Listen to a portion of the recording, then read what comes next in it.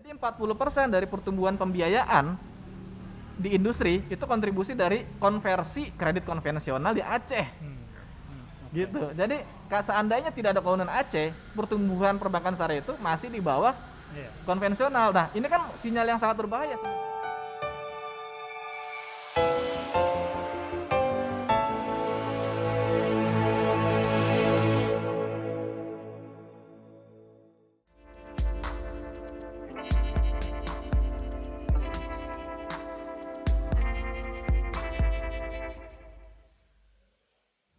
Bismillahirrahmanirrahim. Assalamualaikum warahmatullahi wabarakatuh. Brother, sister, om dan tante, berjumpa kembali dengan channel kita Secangkir Inspirasi bersama Korps Alumni FOSE.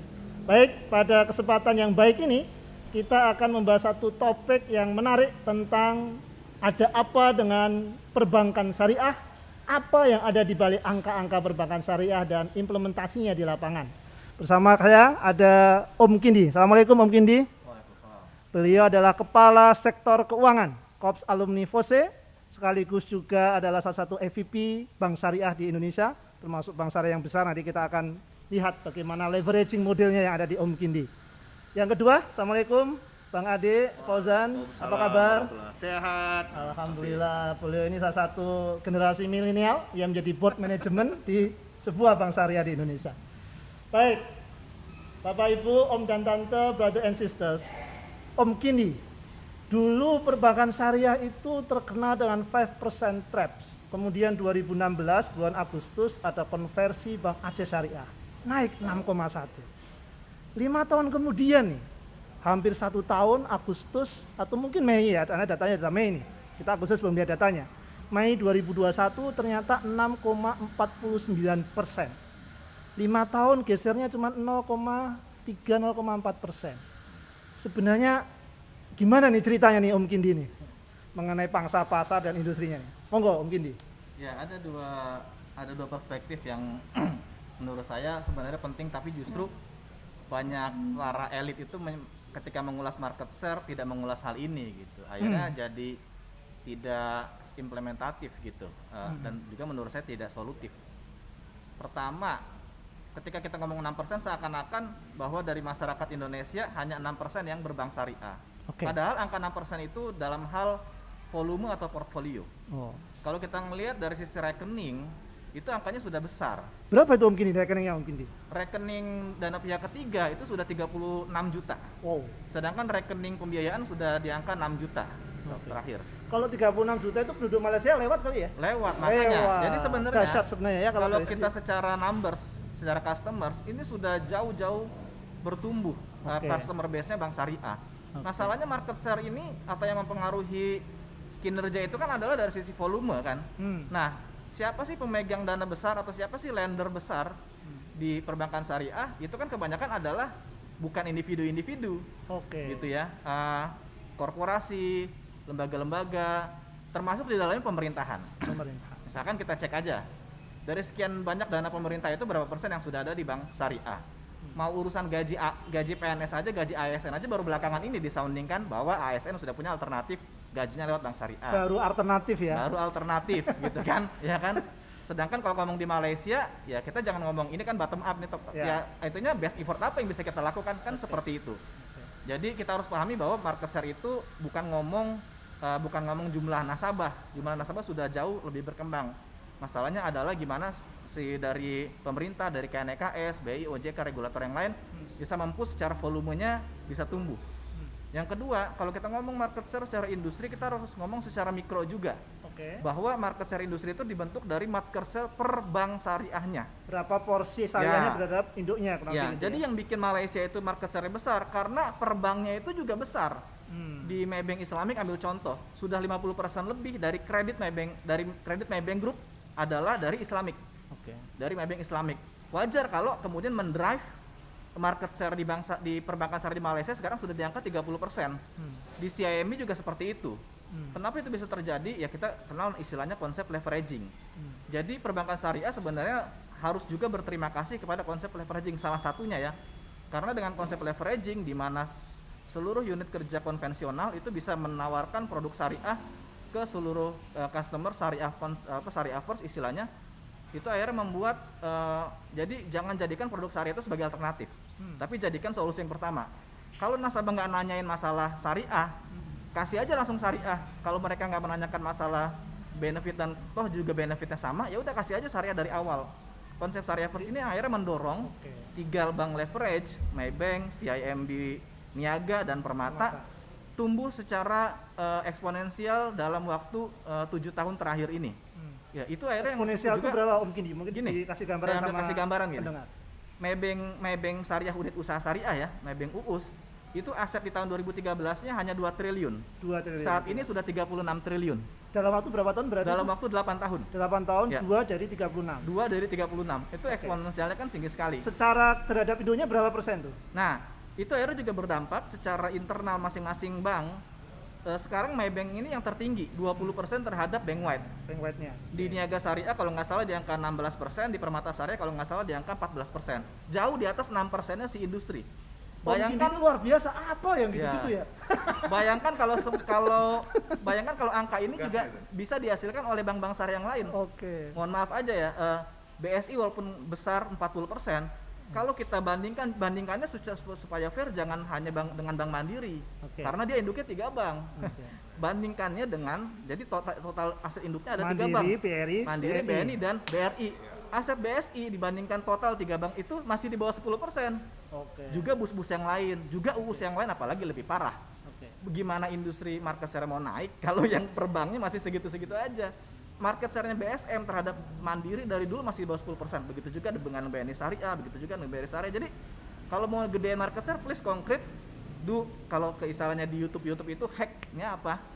Hack-nya apa? Kerjain, awasin, monitoring, kalau perlu kasih KPI ke masing-masing direkturnya untuk jangan hanya naikin asetnya, tapi naikin market share per banknya, mungkin seperti itu Mas. Syariah first, kemudian ada tugas yang jelas besarin syariah. Ya. Oke, Bang Ade. Jadi sebenarnya pendorong menjadi cepat atau lambat pangsa pasar ini karena leveraging, karena ada merger, yang katanya mega merger bank syariah itu, karena ada konversi, atau memang ini kesadaran masyarakat. Sebenarnya gimana nih di balik angka-angka ini sebenarnya gimana yang terjadi di lapangan nih, Bang Ade? Ini kita ngelihatnya ada beberapa angle lagi nih. Kita harus fair juga ngelihatnya. Jadi yes, in terms of percentage stagnan seolah-olah ya. 0, sekian doang dalam berapa tahun ini, 4-5 tahun. Tetapi in terms of absolute amount kan naik, ya enggak? Naik, absolute amount tuh naik. Cuman memang kita ngejar angin tadi kalau bahasanya Mas Alfi gitu. Konvensional tuh ya dia secara gear rodanya itu udah gede, sekali dia ngegelinding, dia ninggalin gitu jauh gitu. Ini kayak sepedahan gitu. Sepedahan kalau diameter roda sepedanya lebih gede dari yang kecil ngegoes 5 kali, yang gede cuma ngoes sekali sebenarnya gitu. Makanya kalau Sally sama sepeda road bike diadu nggak bisa, nggak fair gitu. Kalau orang powernya sama ya, even power yang bawa Sally lebih gede pun belum tentu dia bisa ngejar karena rodanya beda jauh. Roda sepeda anak TK sama ini sama roda yang dipakai orang dewasa. Walaupun yang pakai orang dewasa lama. tuh sepeda kecil itu akan nggak. Nah itu realitanya. Jadi buat saya sekarang membandingkan itu itu bisa jadi lecutan buat kita lah supaya kita do more. Tetapi esensinya kembali lagi lah, kita harus bisa memastikan bahwa bank syariah ini memberikan manfaat. Kalau saya kembali dari sana tuh, saya dulu sempat melihat bahwa bank syariah ini harus punya persentase besar dan segala macam. Tapi at the end realistik lah. 5 tahun kita trap kita trap di 5% gitu bertahun-tahun, dan kemudian karena konversi baru bisa lewat gitu. Kemudian naik besar setelah BSI konversi pula gitu, secara pangsa gitu kan. Ya jangan-jangan kita harus sedikit melupakan angka percentage against konvensional ini, but then bank itu fokus untuk bisa tetap menjadi relevan gitu. Ya oke lah, misalnya yang Kindi tadi bilang bahwa bank-bank induknya yang ngomong leveraging nih ya, fokus memberikan syariah first. Memang ya saya kan juga pernah di Bank Malaysia yang tempat Bro Kindi sekarang gitu. Memang mereka syariah first. Orang nggak akan memikirkan ini syariah atau konven. Dia akan lihat nih benefitnya buat saya apa gitu. Tapi sebenarnya yang diajuin syariah dulu. Syariah dulu. Dan dia pasti marketnya gede gitu kan. Sepanjang nggak nolak. Nah itu oke. Itu fine. Itu akan support growth kita. Tetapi at the end buat saya ada organic growth yang harus juga dipikirkan gitu loh. Bagaimana produk-produk ini relevan? Ini kan sebenarnya cermin dari produk bank syariah itu masih relevan nggak sih? Kalau dia relevan, dengan kebutuhan market, pasti orang ngambil kok. Oke. Saya sih mikirnya sangat sederhana gitu. Kalau kita pakai kacamata awam lah, apa sih yang membuat orang nggak datang ke satu layanan gitu? Karena dia nggak bisa terlayani oleh produk yang ada. Iya, ya. Saya analogi industri lain lah. Ada 3 unicorn yang memberikan jasa e-commerce. Oke. Kenapa orang banyak milih yang A gitu? Padahal secara esensi semuanya memberikan layanan untuk membeli barang. Not just pricing ya. Ya, makanya pricing is one of komponen di dalam itulah gitu. Kita nggak boleh menafikan itu. Tetapi ada relevansi yang dia bangun. Mungkin UI UX-nya menyenangkan. Atau yang ini dia jago di sisi free ongkir. Atau yang di sini barangnya lebih lengkap. Itu yang ada. Nah, kalau kita balikin ke bank syariah, ya itu yang juga harus dilihat gitu. Jangan kita teriak-teriak bahwa ya kita nggak growth, tapi at the end kita juga tetap mohon maaf nih ya, perdebatan kita masih banyak di level ini syariah atau enggak gitu. Which is zaman kita 15 tahun lalu kita masih diskusi itu, and today ini riba atau enggak gitu ya? Iya, and today kita masih diskusi itu boleh. Tetapi sekarang ada topik-topik yang jauh lebih besar yang harus dibangun oleh perbankan syariah gitu.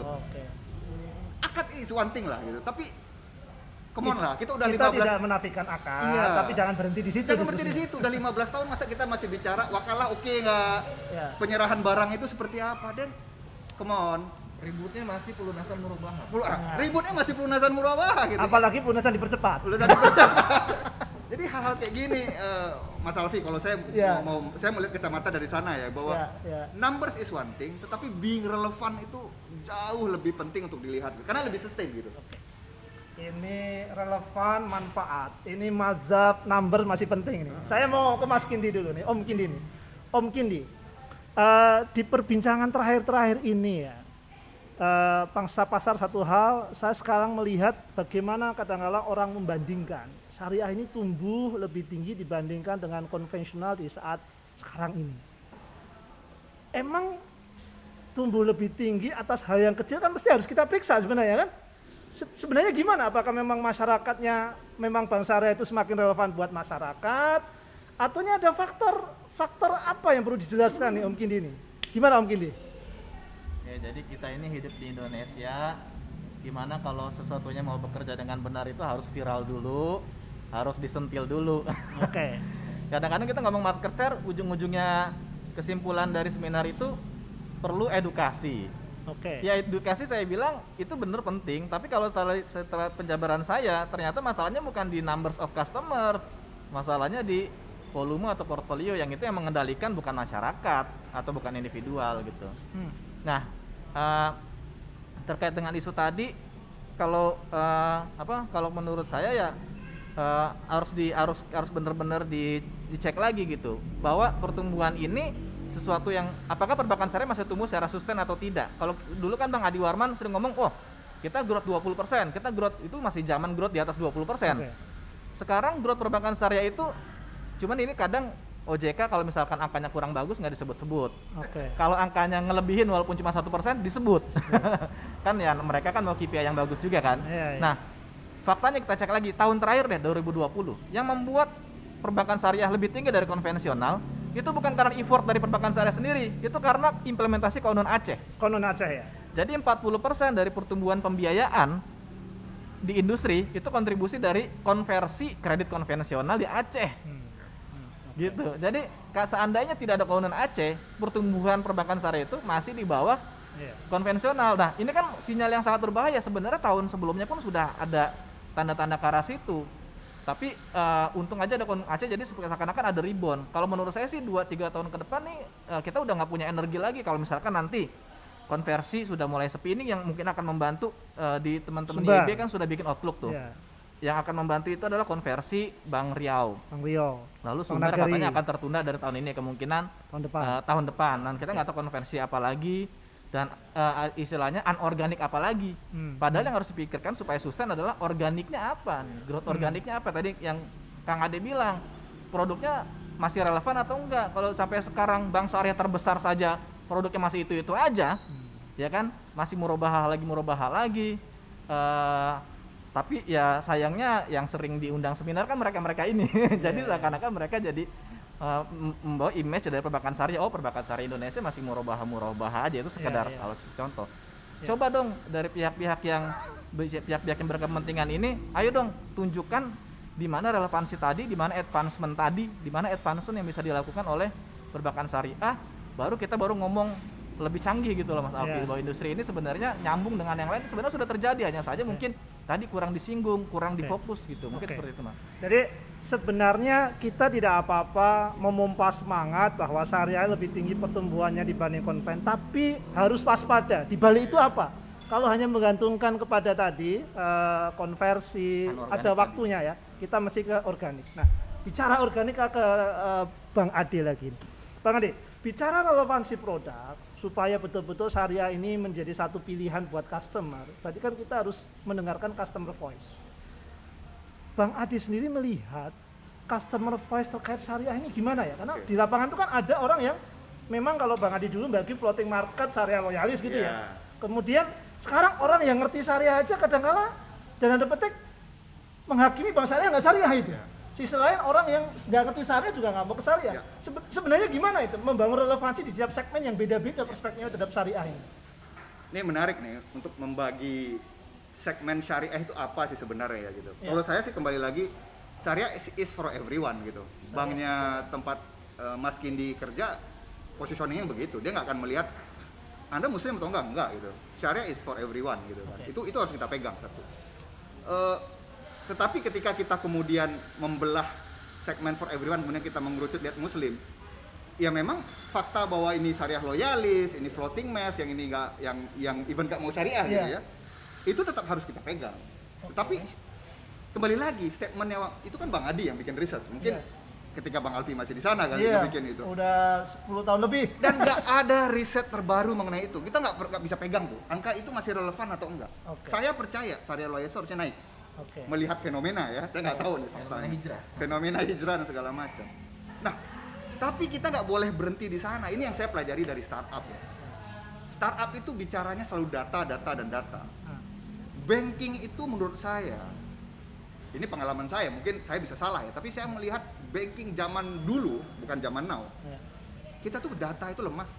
Mungkin karena keterbatasan data juga nggak banyak. Tapi kalau kita lihat zaman now, itu target market itu di-scrutinize, di slice and dice tuh. Ini size A kah, size B, size C, ini daerah mana, ini Oke. adopsi digitalnya apa, literasinya di mana. Jadi back lagi, itu yang harus pertama kita lakukan. Kita tahu nggak sih target market kita siapa? Seolah-olah kita punya produk orang mau gitu. Padahal kita harus milah dan Betul, tahu persis apa betul. itu. Paling gampang syariah loyalis gitu. Itu harus kita belah lagi. Syariah loyalis seperti apa yang ada di depan mata kita? Ini adopsi teknologinya setinggi apa? Literasinya seperti apa? Yang solusi yang dia butuhkan apa?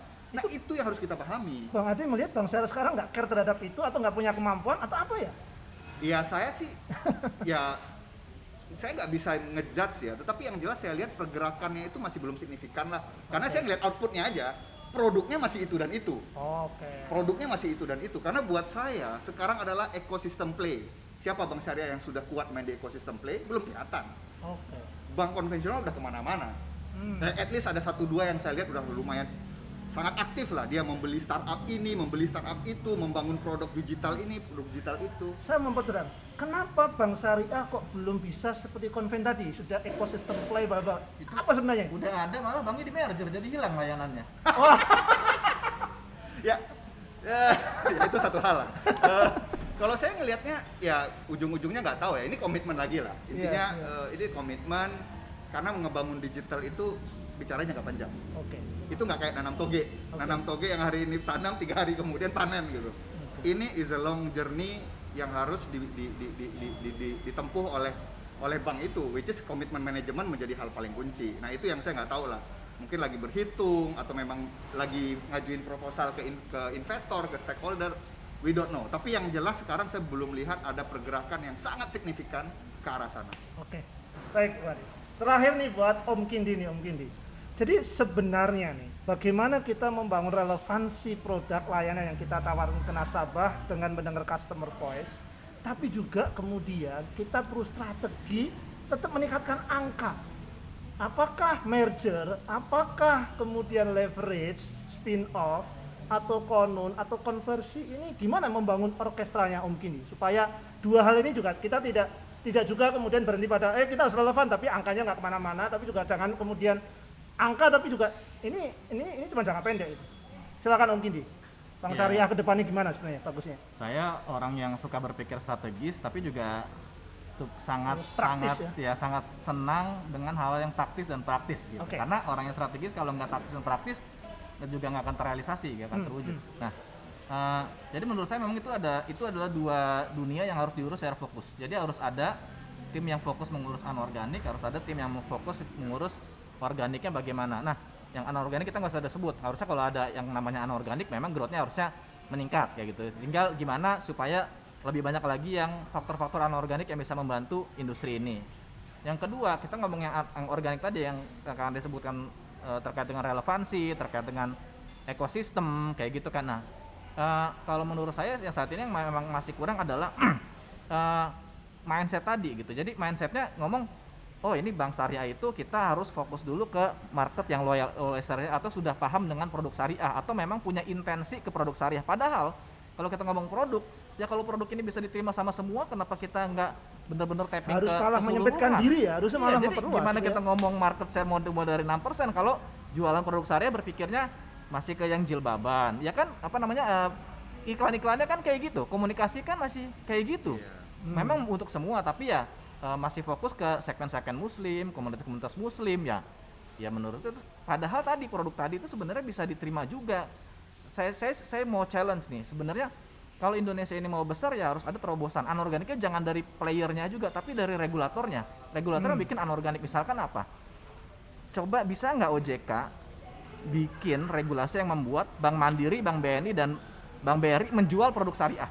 Kan mereka berpikir loh itu kan bank yang berbeda. Nah ini kan challenge-nya mindset lagi. Kan itu kan kamu satu grup usaha.